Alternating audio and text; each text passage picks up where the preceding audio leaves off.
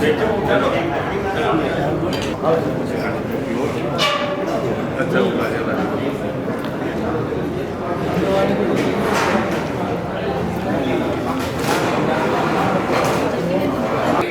द्वारा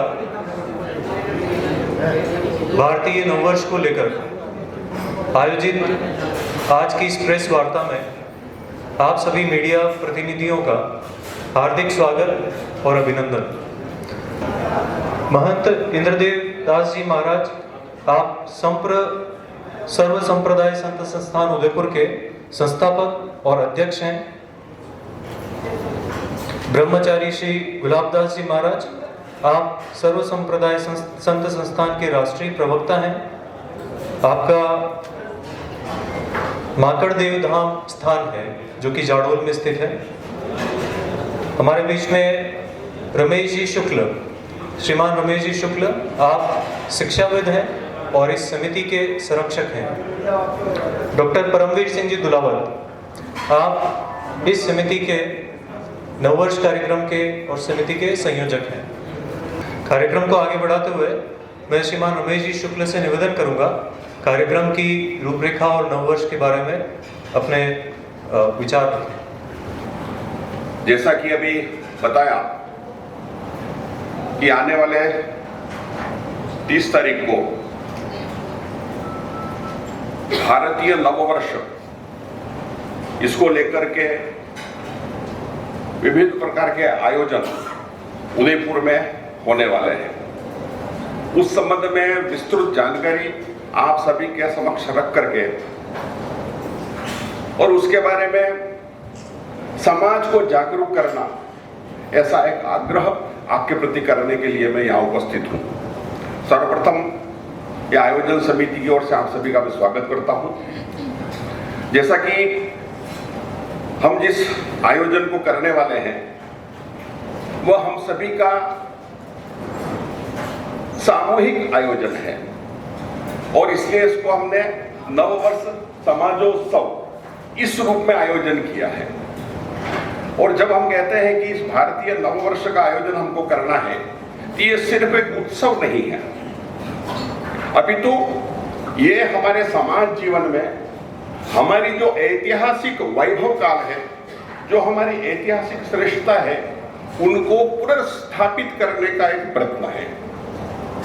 हम जानते हैं कि यह जो नववर्ष है, जिसको हम भारतीय नववर्ष कहते हैं, स्वाभाविक रूप से हम सभी के लिए भारतीय नववर्ष मनाने योग्य है, इसका स्मरण करने योग्य है, इसकी श्रेष्ठताओं को जानना चाहिए।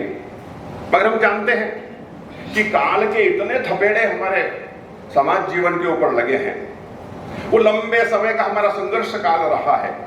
उस कालखंड में हमारे इन बातों को हमारा समाज, देश की युवा पीढ़ी भूल सी गई और इस कारण से हम एक तरह से भ्रमित होकर के हमारा जो है, हमारे जो वैभव को याद दिलाने वाले दिन हैं, उनको भूलते गए। और उसी में से एक महत्व की बात है यह नववर्ष। हम जानते हैं कि हमारी ये जो काल गणना है, विभिन्न प्रकार के कैलेंडर हम देखते हैं, उसमें काल गणना की जाती है और एक सर्वमान्य हमारे मनों में स्थापित है, वो है हम जनवरी से लगाकर दिसंबर तक, और 31 दिसंबर को वर्ष समाप्त हो रहा है और 1 जनवरी को प्रारंभ हो रहा है।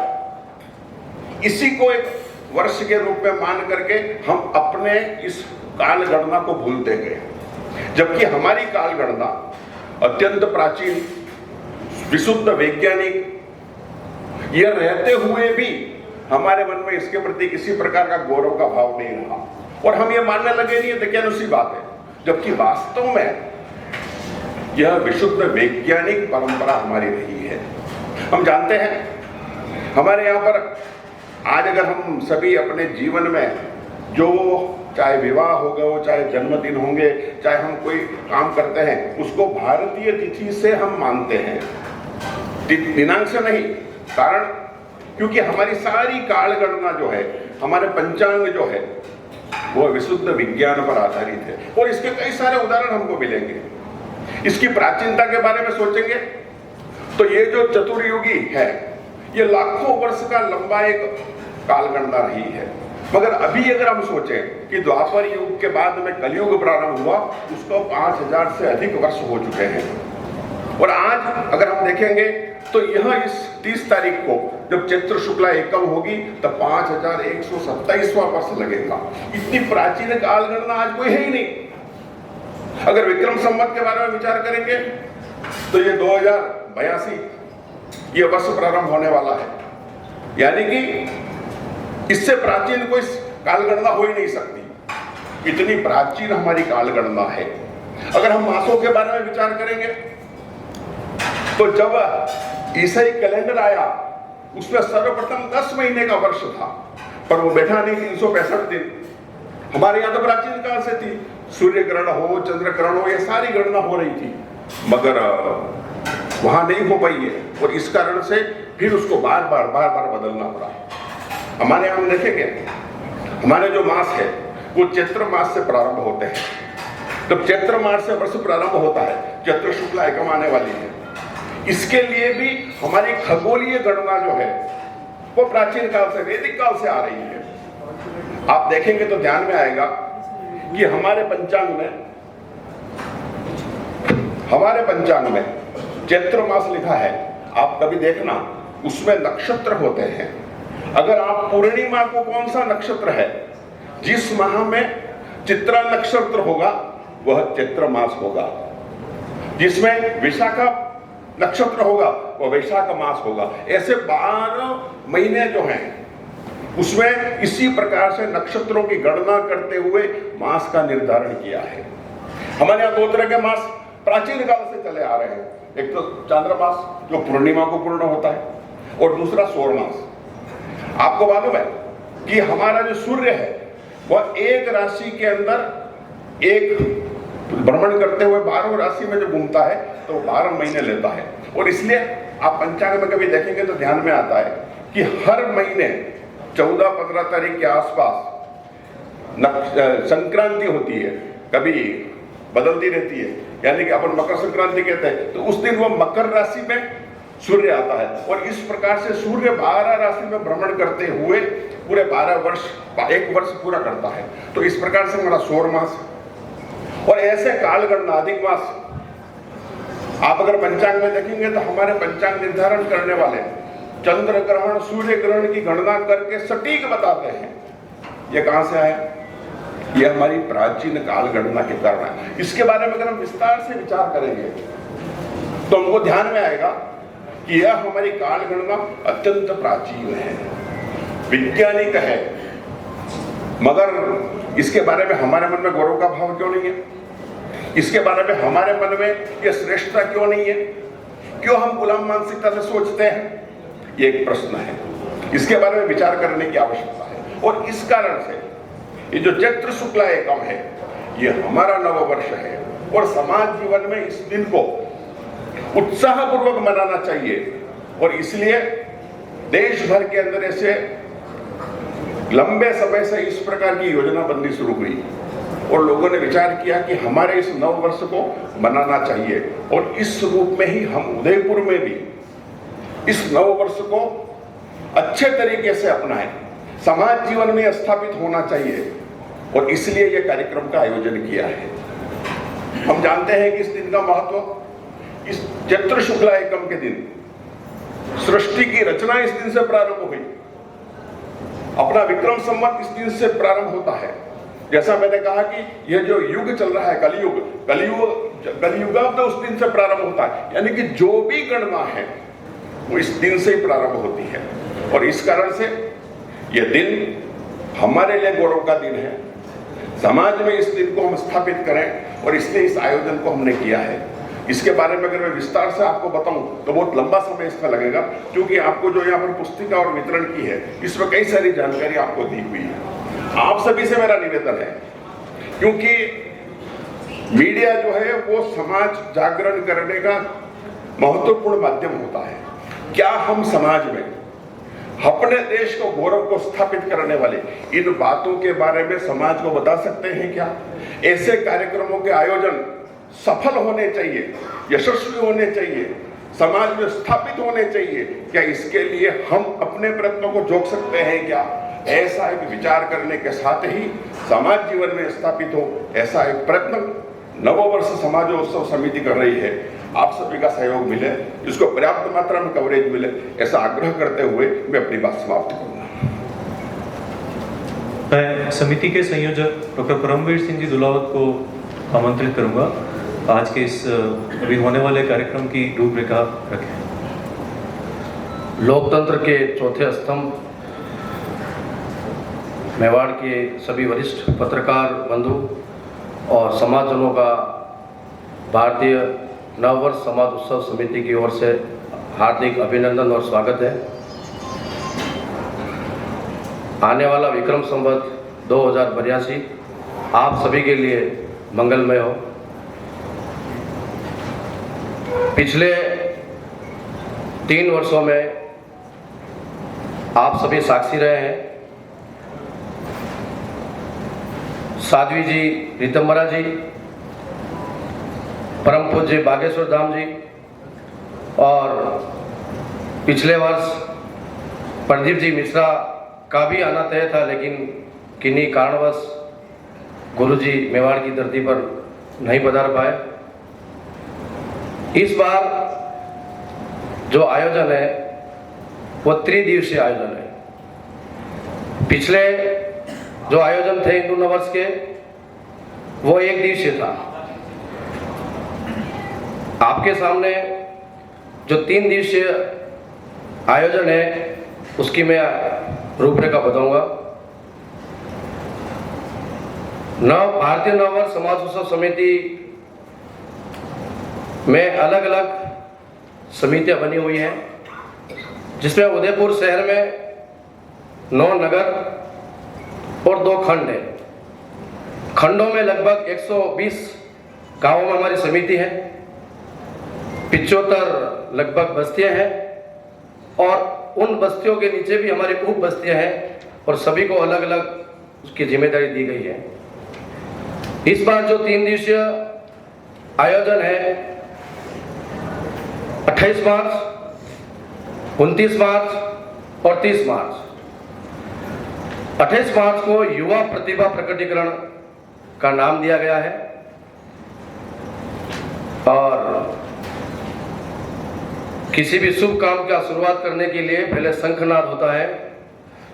तो प्रातः काल 28 तारीख को 6 स्थान तय किए गए हैं। घोष वादन होगा 7:30 पर प्रातः काल घोष वादन होगा। बोहरा गणेश जी, जगदीश मंदिर, Thakkar Bapa colony town hall, Eklavya colony Kheda Devi, Gurudwara Sikh colony, ऐसे प्रमुख लगभग सेक्टर 6 जैन मंदिर, 6 स्थानों पर घोष वादन होगा और लगभग 10 बजे का जो समय तय किया गया है, विद्यालय और महाविद्यालय के छात्र हर वर्ष की बात इस वर्ष भी एक स्थान पर एकत्रित होकर सर्व सनातनी समाज को हिंदू नववर्ष की मंगल कामनाएं की शुभकामनाएं देंगे। सायकालीन 6 बजे नगर निगम प्रांगण में स्थानीय युवा प्रतिभा का प्रकटीकरण होगा, जिसका जो स्थान तय किया गया है वो नगर निगम प्रांगण होगा। इसमें राष्ट्रवादी सोच और के साथ जो प्रतिभा आपके क्षेत्र और कस्बे में है उनकी प्रतिभा का प्रकटीकरण होगा सायकालीन 6 बजे 28 मार्च को। एक दिन की ये कार्यक्रम की रूपरेखा है। 29 मार्च को सायकालीन 4 बजे फतेह स्कूल जो ग्राउंड है वहां से एक भव्य वाहन रैली, दोपहिया वाहन रैली का आगाज होगा। सिर पर केसरिया धारण कर भगवा दुपट्टा भगवा पताका लगाकर लगभग जो तय किया गया है 11,000 दोपहिया वाहनों का लक्ष्य लिया है और सभी समितियों से सूची भी आ गई है। 11,000 वाहन का बहुत बड़ा एक भगवा दोपहिया वाहन रैली इस बार निकलेगी, जिसका मार्ग फतेह स्कूल से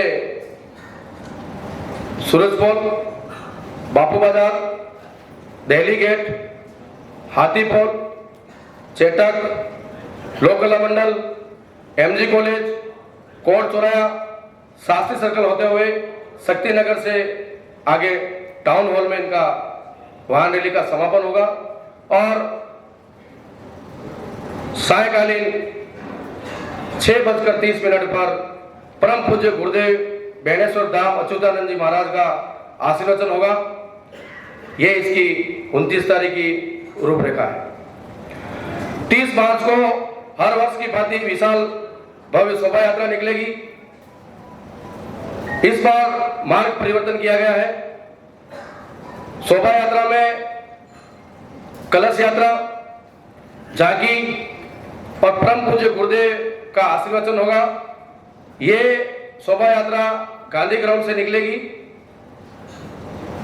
जिसका समय है दोपहर 3 बजे, जिसका मार्ग है गांधी ग्राउंड से हाथीपोल, चेटक से हाथीपोल, हाथीपोल से बापू बाजार होते हुए सूरजपोल से टाउन हॉल इसका समापन होगा।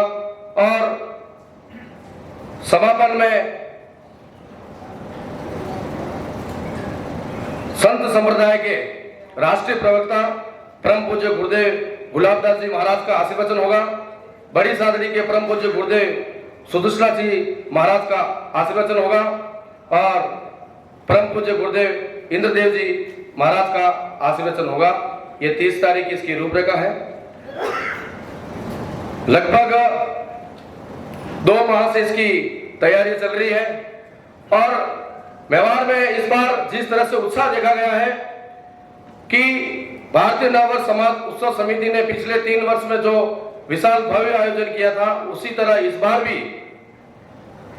लोगों ने इस बार स्वभाव से अपना एक विचार प्रकट किया है कि हमें जाने की जरूरत नहीं पड़ रही है। हमने समिति बनाई है, समिति एक माध्यम है इसका, लेकिन इस बार लोगों ने स्वतः ही ये अंदर से मन का एक भाव जगह है कि जिस तरह से होली, दीपावली और रक्षाबंधन का त्योहार किसी समिति और किसी संगठन के कहने पर नहीं मनाया जाता है, इसी तरह इस बार भी केवल एक समिति एक माध्यम है जन जागरण करने का। हिंदू समाज पूरा तैयार है और स्वभाव से हमारे जो सनातन धर्म के जो त्योहार है, उसी तरह हिंदू नववर्ष का त्योहार भी इस बार मनाया जाएगा।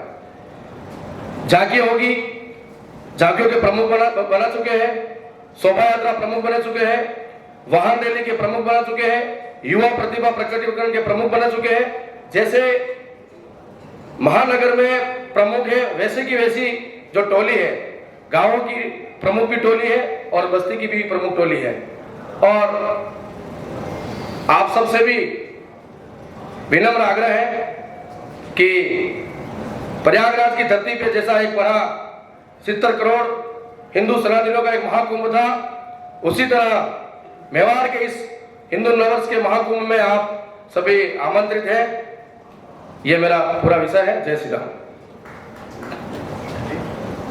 शाम को सायकालीन 7:30 मार्च को भजन संध्या का एक बहुत बड़ा आयोजन रखा गया है, जिसमें राष्ट्रवादी भजन गायकार प्रकाश जी माली के भजनों के माध्यम से पूरा मेवाड़ भक्तिमय होगा, पूरा मेवाड़ भगवामय होगा। जय श्री राम, जय मेवाड़। कुछ परिचय है सह संयोजक समिति के सह संयोजक के, तो मैं नाम लूंगा, अपने स्थान पर खड़े होने का निवेदन है। श्रीमती कविता जी जोशी, आप समिति की सह संयोजिका हैं। श्रीमान हर्ष जी ओड, श्रीमान अजित सिंह जी, श्रीमान शंभू सिंह जी गमेती, श्रीमान कुंदन सिंह जी चौहान, श्री शक्ति सिंह जी। जो मेरी अनुभूति है जो मैं बताना चाहता हूँ, मीन्स मैं बोल रहा हूँ ऋषि परंपरा के शब्द बोल रहा हूँ। एक शब्द ये है, जो भी प्रश्न जितने सारे कर, ये मुझे पता है इतना बड़ा आयोजन कर रहा है तो जरूर बैठ करके ये निर्णय और ये रूपरेखा बनी हुई है। दूसरी बात, आप में से कितने ऐसे हैं जो ये कह रहे हैं कि हमारे बच्चों के लिए क्या हो रहा है, लेकिन खुद को एक बार मैं प्रश्न पूछा, just to ask you question, आप में से कितने ऐसे लोग हैं जो ये जानते हैं कि हमारा वैदिक ग्रंथ क्या है? Anybody ask? खुद चलो मैं पूछ लेता हूं, कोई बात नहीं, हम हैं तो हिंदू वर्ष मना रहे हैं ना। एक स्लोगन ये है, आपको दिल्ली जाना है, आप यहां बैठे हैं, आप कभी नहीं गए वहां, लेकिन मन में प्रश्न कैसे फ्लाइट होगी, कैसे क्या होगा, but you have to go there, आपको वहां जाना है। जैसे जाएंगे आपको पता पड़ा एरो लगेगा किधर जाना है। ये जो प्रश्न पूछ रहे हैं कि क्यों ऐसा हुआ, कैसा, मैं एक सिंपल भाषा में कह रहा हूं, आज एक मुद्दा उड़ा हिंदू राष्ट्र है या नहीं। हमारे वैदिक संस्कृति में सब कुछ है कि हिंदू राष्ट्र तो है ही, लेकिन मेरी ऐसी परिकल्पना है, क्या हुआ कि ये भारत में बिल्कुल वैसी ही है, लेकिन शायद इनके मूल्यों को हम भूल गए, इनके संस्कृति को अपनाना चाहो भूल गए। मैं किसी को पूछा भगवत गीता का पहला श्लोक क्या है भाई? Please raise your hands, nobody. शुरुआत you have to start yourself. यद यद आचरति श्रेष्ठः तत् तत् देवे तरोचनः सयत् प्रमाणम कुरुते लोकस तदनुवर्तते। आप छापने से छपेगा, लेकिन स्वयं आचरण में लेके आइए। इतना बड़ा महोत्सव जो आचरण कर रहा है, पूरा विश्व जमघट यहाँ पर दर्शन करेगा, आपके बेटियां बच्चे, एक एक बच्चा देखेगा, नहीं मेरे पापा मम्मी ऐसा करते हैं, ये दर्शन करेगा तभी ये पराकाष्ठा आएगी। ये हमें भी पता है कि हम उस कालखंड के में जिए। I not against English calendar etcetera, परंतु वी हैव टू स्टार्ट। हम स्टार्ट करेंगे, जैसे पूरे मीडिया बंधु इतने अच्छे प्रश्न कर रहे हैं, इतने अच्छे उनके विचार हैं। एक ज्योति आप लगाइए, दूसरी ज्योति वो लगाएंगे, ज्योति से बिल्कुल जमघट तैयार होगा और हम इतिहास को बनाने जा रहे हैं। न त्वहम कामये राज्यम न स्वर्गम न पुनर्भवम कामये दुख तप्तानाम। जो भी ये सब इसी दिशा में चलेंगे, क्योंकि इतना बड़ा जमघट त्योहार हो रहा है कि इसमें केवल मेरा कोई विजन नहीं हो सकता है, ये सभी ने मिलकर किया। और दूसरी बात, मैं इस तरह का आचार्य हूं, एक जिम्मेदार गुरु परंपरा का आचार्य हूं। मैं बार बार कहता हूं, अभी वर्तमान में मेरे कम से कम 50 परिवारों के लिए जो एक बहुत पंच परिवर्तन में से कुटुंब प्रबोधन कार्यक्रम चलता है, वह अपने बच्चों के लिए चलता है। मैं माँ बाप को पूछता हूं कि आप क्या करते हैं? जो आप सब कुछ अपना कर्तव्य और कर्म करो, लेकिन जैसा आप करोगे वैसे बच्चे ऐसे करते हैं। एक आप तो आरंभ करिए, रामचरितमानस पढ़िए। अरे कोई पढ़ाने के लिए हम भी बैठे हैं, अपने बच्चों को पढ़ाने के कोनो स्कूल में जाते हैं, अपनी संस्कृति को पढ़ाने के लिए हमको आचार्यों का अनुग्रह लेना ही पड़ेगा। तो इसलिए इसका भी बहुत अच्छा प्रकल्प चल रहा है। मैं विश्वास के साथ कह रहा हूं, घर घर गीता बच्चों से जोड़ा, उनका ड्राइंग देखो, आज बच्चे मोबाइल में छूटते नहीं, उनको ये भी चल रहा है। इसलिए मैं आप सभी से अनुग्रह करने जा रहा हूं। आप और ये हम सभी का इतना गौरव का विषय है कि अब समय नहीं है, लग जाइए। जो समय शेष है वही समय विशेष है, हमारे किसी विशेष व्यक्ति कोई विशेष नहीं है। इसीलिए हम जो है चलें, और जब दर्शन होगा तो पूरा वैसा ही दर्शन होगा। आपके और हम सभी के मन में जो प्रश्न है वैसा ही होगा, लेकिन वहां आरंभ करें, पहले से उलझे नहीं। ओम तत्सत, हरिओम। आप सभी आज के इस कार्यक्रम में पधारे, आपने अपना सही समय दिया, सहयोग दिया, उसके लिए बहुत बहुत धन्यवाद, आभार।